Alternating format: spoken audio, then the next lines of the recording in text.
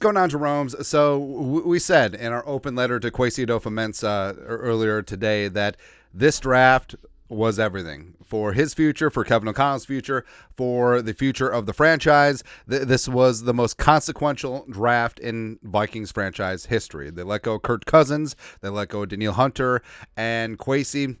We were just asking him, pleading him, please stunt on them hoes. All right. And we were worried that Kwesi was going to rickroll us. We were worried that he was going to play Elliot Wolf the Clown's game and maybe overpay to get up to 3 and all that stuff. But nah. Kwesi absolutely flambéed, chef's kissed this damn draft. Kwesi cooked the damn draft, and he was amazing, man. So if you're telling me before the draft that the Vikings would be able to essentially stick and pick. They gave up a 4th or 5th round. Who cares? The Vikings, they got McCarthy.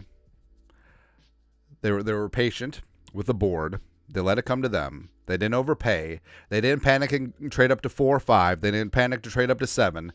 They didn't do the damn thing. But they got McCarthy.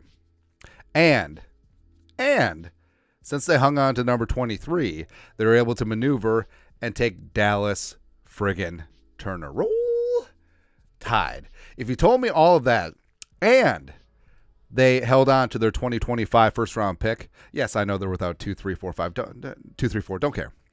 But if you would have told me all that this morning, I would have signed up for that in a second. 1 second. Because the Vikings, they got significantly younger at the 2 most important positions in football, passer and get the passer. Because remember, Kurt is going to be 36 in August. Danielle is going to be 30 in October. McCarthy turned 21 in January. Turner turned 21 in February.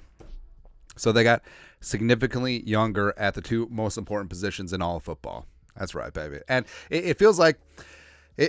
so Kevin O'Connell and Brian Flores were like the kids who were really good on the grocery store trip. And so Dad, Kwesi, got everyone a little toy. That's right. So, all right. So Kevy, you can have yourself the quarterback. And Brian, you got yourself the freaking edge rusher. Baby, that's right.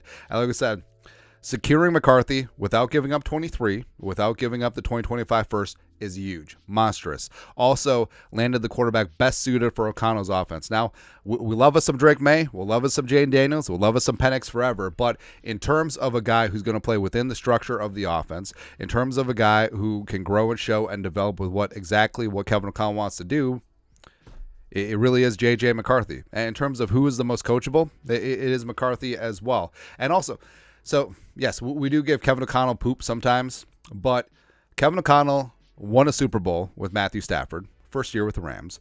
Kevin O'Connell got the best 2 years of Kirk Cousins' career the last 2 seasons, and also got Kurt paid $180 million. But we're going to go over what's going on with that Penix situation. It's funny, man. But, I mean, McCarthy is perfect. And the fact that you only had to move from 11 to 10 and give up an extra 4 or 5, which you had 7 day 3 selections as it is, it's beautiful. Also, maneuvered for the number 1 edge rusher in this class. Now, I like Latu. I like Jared Verse a lot too. But in terms of absolute ceiling, in terms of the fewest question marks, in terms of pure pass rushing ability, Dallas Turner is that one guy. Now, probably took a tumble in the draft because of the run on quarterbacks, tackles, and receivers. And also, he's probably going to be a situational edge rusher to begin until his frame fills out and he gets a little bit more experience at setting the edge. But he's going to be a situational pass rusher who just gets after it. Like, they're going to put him on the field, probably 35 snaps a game on passing downs and just be like, hey, go get the quarterback. And that's it. It's going to be beautiful, man. Also, yes, they're without 2, 3, 4 in 2025, but they held on to their first-round pick next year, which is huge, as well as they're projected for at least one third-round pick, compensatory pick. Also, the Vikings are going to have one of the youngest rosters in the league. They're going to have $100 million in cap space next year. So in terms of not having a ton of middle-round picks, that ain't so bad for one season. Also, they protected all their 2026 selections, too. Also, like we said, drafting 2 21-year-olds to replace Kurt and Danielle at the 2 most important positions, it's really key. It's really monstrous. And also, Kwesi did the Lord's work by giving everyone the night off on Friday so that we could watch the Wolves. And Nas Reed, Nas Reed go up 3-0 on the Suns, but they're back at it. Still have 5 selections day 3. The 108 is pretty high in the 4th round. 2-6 and 2-7s, so the Vikings can still add here. But I mean, Kwesi absolutely got after him, man, and I am still just in awe. Again, if you told me Friday morning, McCarthy, Turner, and you hang on to the 2025 first, baby, let's go.